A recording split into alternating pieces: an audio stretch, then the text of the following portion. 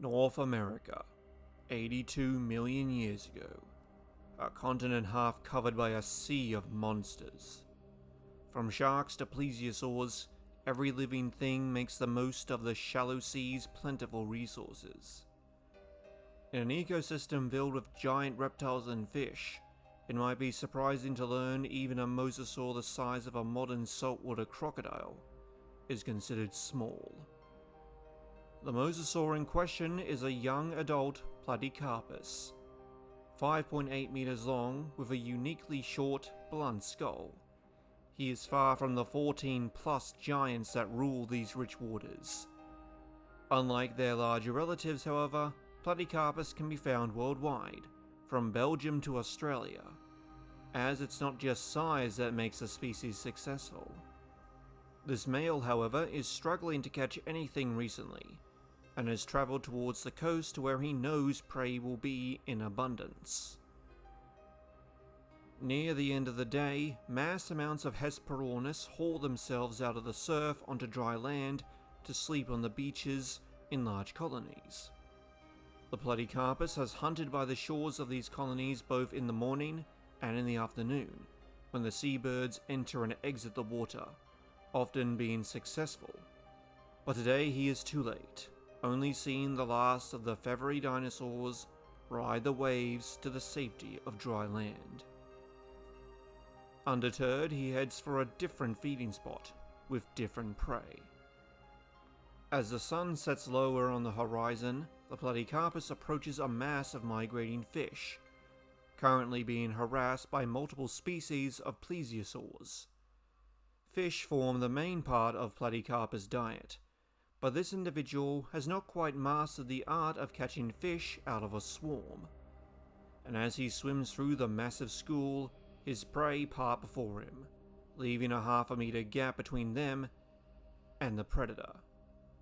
He makes a few darting lunges at them, but the constantly moving mass is disorientating, and he doesn't catch a thing. He could try and grab one of the juvenile plesiosaurs, but they are well protected by the adults, and he knows from first-hand experience that the bite of a plesiosaur is very painful. Fortunately, there is another option. Diving into the water from the skies above is a flock of pteranodon. These large flyers are braving the dangerous waters in order to snare some fish in their long jaws, and each is experienced in grabbing a morsel and ascending back into the air as swiftly as possible. The Platecarpus listens to the sounds of the flying reptiles spear into the sea one after another, unable to see through the great number of fish, and steadily he swims towards where he thinks a few of the pteranodon have impacted. He drew closer and increased his speed. The fish parted, and above him, to his left, he saw several of the pterosaurs had made it to the surface, and were rapidly beating their wings to get airborne. He corrected his course, and accelerated towards the nearest one. Each took off into the sky, leaving only ripples in their wake. The Platecarpus opened his jaws, about to bite into the pterosaur's foot. He broke the surface and snapped his jaws shut, but just missed, crashing back down into the water, his target only just escaping. As bubbles churned around him, the hunter was forced to twist out of the way as two of the plesiosaurs came from below, snapping their jaws at him. Apparently he got too close to their young and was chased away from both the pod and the school of fish.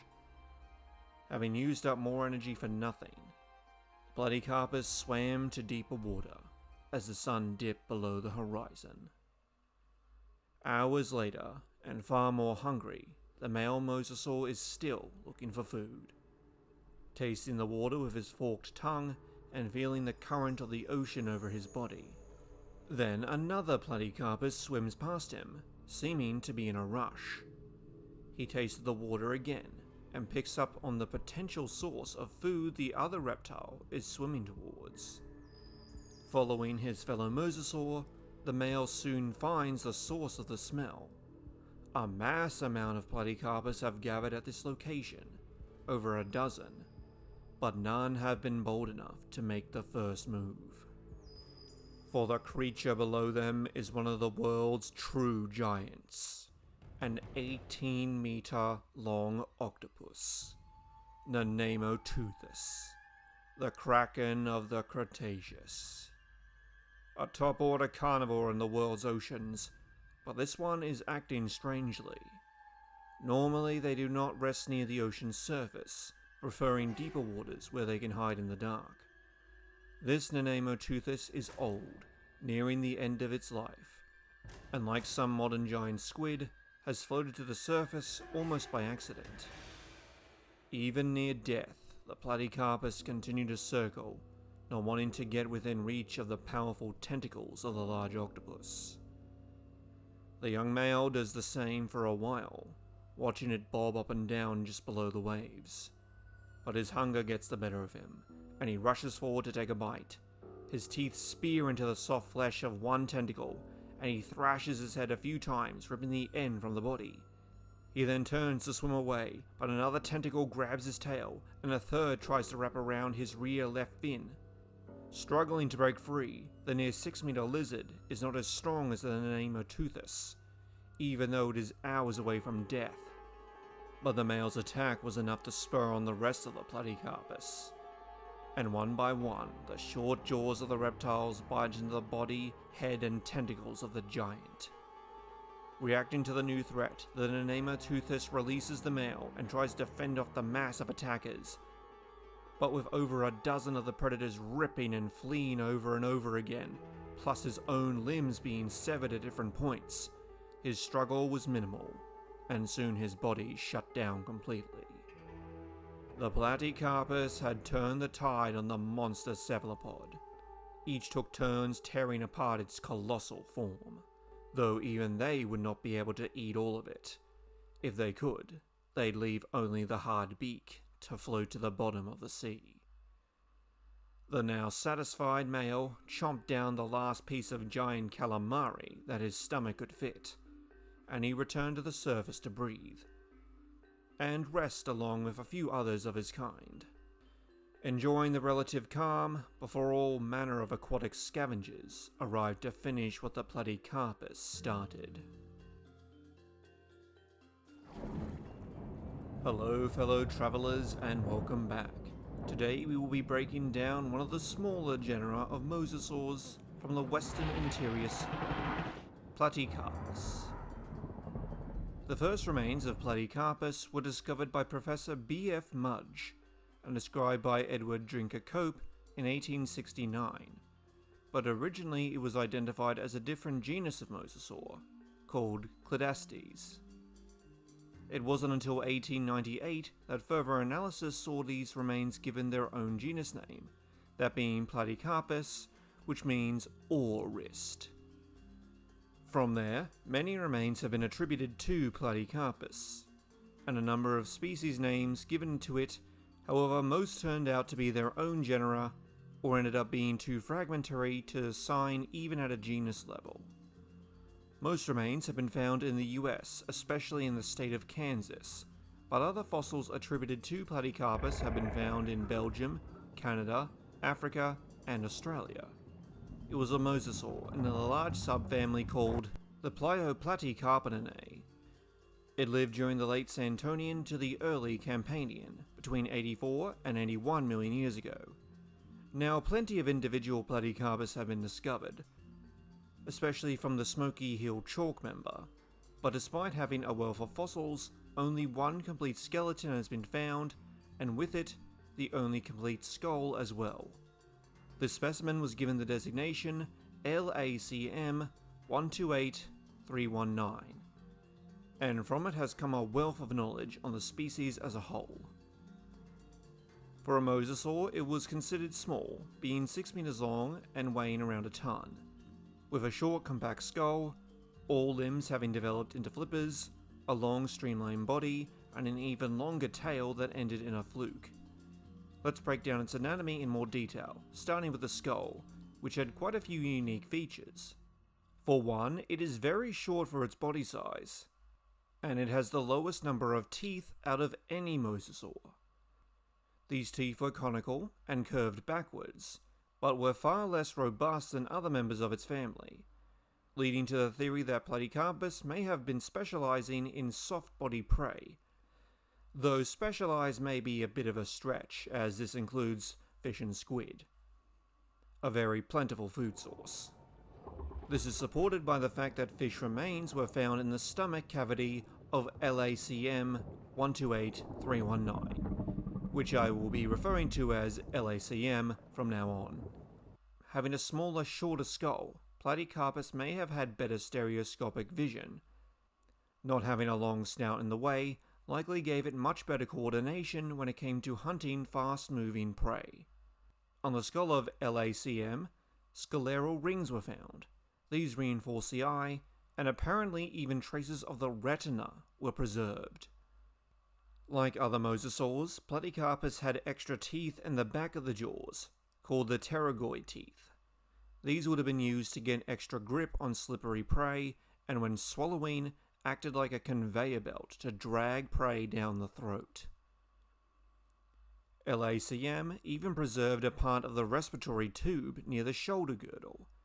The tube split into two, showing that it had two lungs, which sounds obvious, but many modern snakes only have one lung.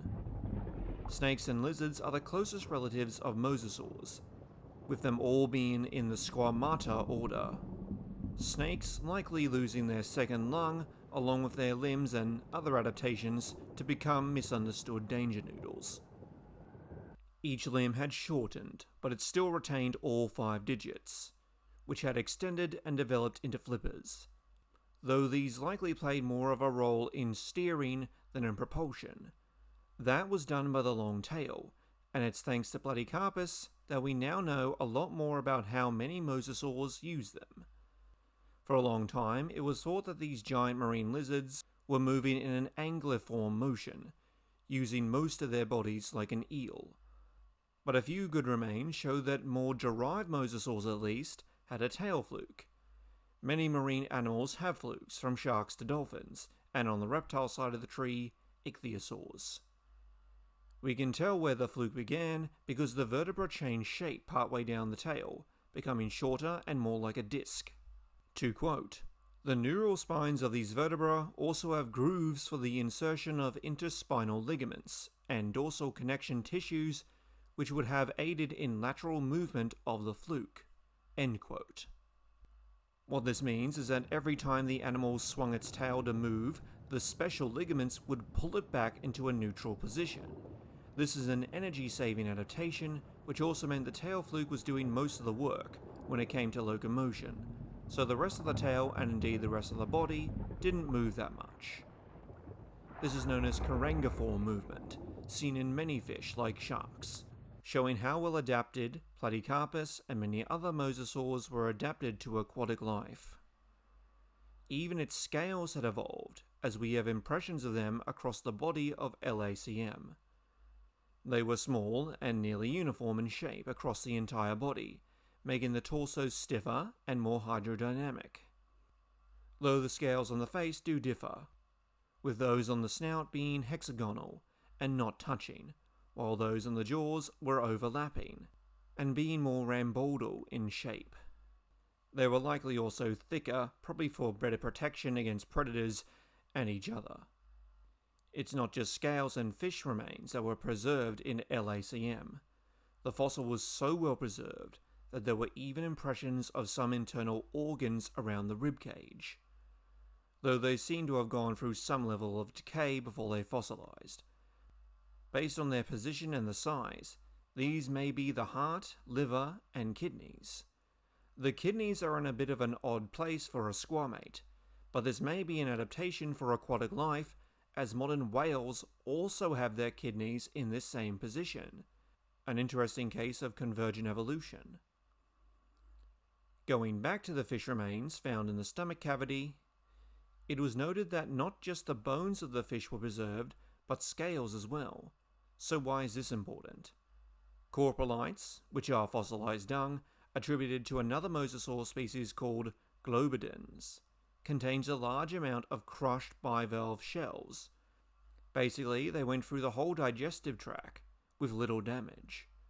This, along with evidence of Platecarpus not being able to fully break down bone and scales, suggests that mosasaurs may have either had a fast digestive process or not a very powerful one, and weren't able to break down all of the hard parts of the food they ate, unlike, say, crocodiles that can digest bone. Isotopic analysis of the teeth of Platecarpus showed something very interesting. They were on occasion entering freshwater. Now, this may have been to hunt or breed, but it has been suggested Platecarpus and some other relatives may have sought out freshwater simply to drink it, being unable to process the salt water of the ocean. This is seen in modern sea snakes, as they don't have salt glands like sea turtles, who are able to drink salty water and secrete the excess salt they don't need. As we can see, Platecarpus, and especially LACM 128319, has given us a wealth of knowledge on its own genus, mosasaurs, and marine life at that time in general. There were many mosasaur genera in the late Cretaceous, and though we may not know as much about every one of them as we do about Platecarpus, it's great to have at least one genera that has so many fossils and in such good condition to reveal so much about their lives. But what do you think of Platecarpus? And for my question of the week, do you see Platecarpus as a sort of blueprint for a standard mosasaur, or more as the family's fish and squid specialist? What lesser known marine reptile would you like me to do a breakdown on next? And until then, please like, share, subscribe, and thank you for watching.